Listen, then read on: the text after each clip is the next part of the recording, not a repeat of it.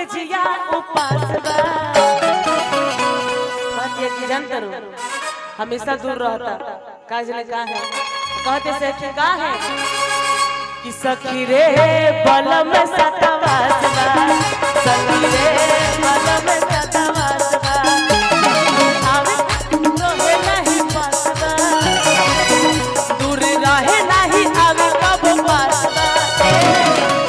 सखी रे बल में सतवास बा सखी रे बल में सतवास बा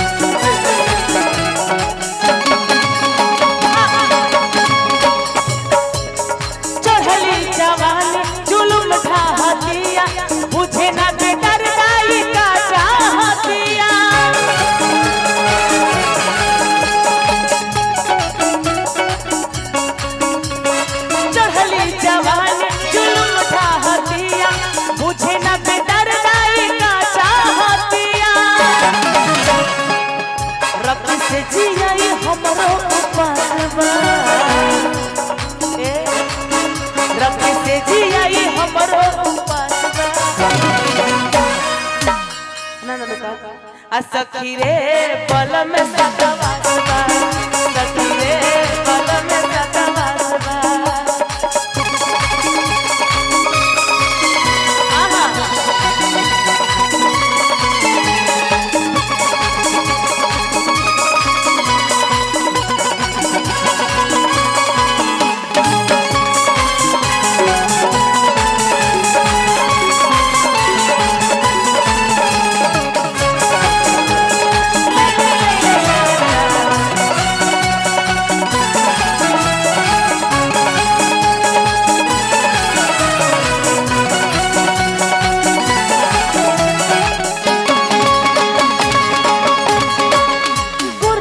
नयन मोर तिरछी नइखे उम्मीद की गुलाब जल छिरकी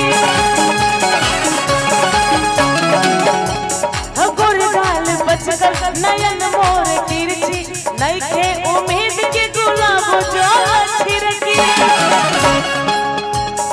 यारवा जख्मी के तलाश बा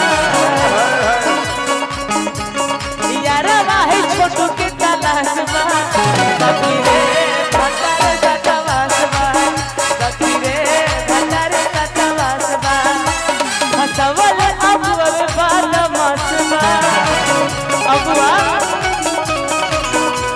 हसवले है अबुआ बदमाश बा thank you Mukesh ji double फायदा बा सखी रे भतार सतवास बा सखी रे भतार सतवास बा सखी रे भतार सतवास बा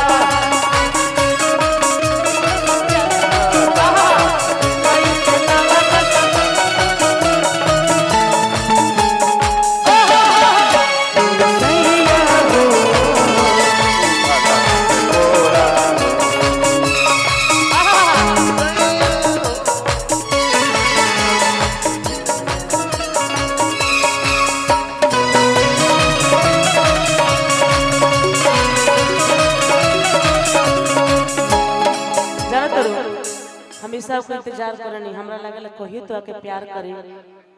कि है चढ़ली जवानी खूबसूरत लगती है ना तना दी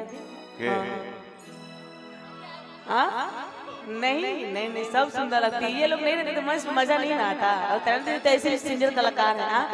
अच्छा चलिए आपके बड़प्पन बाबा कि चढ़ली जवानी जुलुम ढालिया मुझे न डर गई का चाहतिया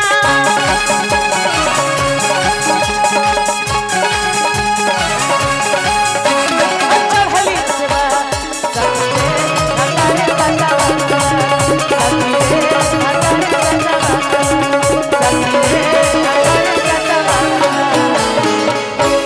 कि सखी रे भतार सतवास सतवासवा। पहली बार गौनी है गीत के ऐसे तरीके से जवानी जुल्म ढाहा